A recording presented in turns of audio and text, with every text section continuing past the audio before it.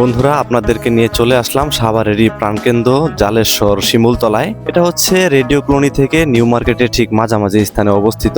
এখানে যে বড় বড় দালানগুলো দেখতে পাচ্ছেন, এগুলো হচ্ছে সিরামিকের দোকান। এখানে আসলে আপনি সিরামিক, মার্বেল কোটিং এর অনেক জাতীয় জিনিস পেয়ে যাবেন। আমি আমার ঘরের জন্য একটি বেসিন ক্রয় করব, তাই ফ্যামিলির সবাইকে নিয়ে একটু এসে পড়লাম।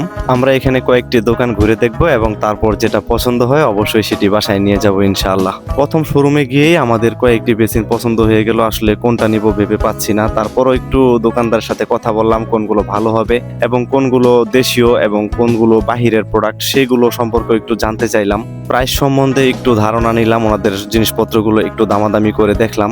তারপর আমরা একটু যাচাই বাছাই করার জন্য আরো কয়েকটি শোরুম ঘুরে দেখব, সেই সিদ্ধান্ত নিয়েও ফেললাম। আপনি যদি সঠিকভাবে যাচাই বাছাই না করেন তাহলে ভালো এবং মন্দের পার্থক্যটা খুঁজে পাবেন না। এর মধ্যে একটি পছন্দ হয়ে গেল, আমরা এটা নিয়ে একটু দামাদামি করলাম। তারপর আরো কয়েকটি শোরুমে চলে গেলাম, সেখানেও একটু দেখলাম। তো যেই শোরুমেই যাই না কেন, প্রত্যেক শোরুমেই খুব ভালো মানের এবং খুব সুন্দর জিনিসগুলো পাওয়া যাচ্ছে, দেখে খুবই ভালো লাগলো।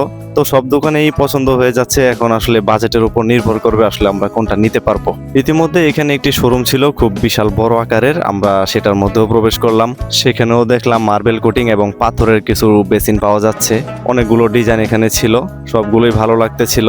এই শোরুমে এসে আমাদের এই বেসিনটি পছন্দ হয়ে গেল এবং এটি নেওয়ার জন্য সিদ্ধান্ত গ্রহণ করলাম। তো এটার সাথে আরো কিছু আনুষঙ্গিক জিনিসপত্র ছিল, সেগুলো একে একে পছন্দ করে ফেললাম সেই দোকান থেকেই। পরিশেষে একটি মজার বিষয় হলো, পণ্যটি নেওয়ার জন্য একটি নতুন গাড়ি পেয়ে গেলাম, যেটা দিয়ে এখন পর্যন্ত একটি টিপও মারা হয়নি। সেই গাড়ি দিয়ে বাসায় আনার পর একটা মিস্ত্রি আমাদের খুবই পরিচিত ছিল, চাচা, সেই চাচাকে দিয়ে কাজটি করালাম খুব সুন্দরভাবে।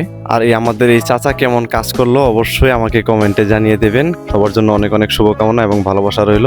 আসসালামু আলাইকুম, সবাই ভালো থাকবেন।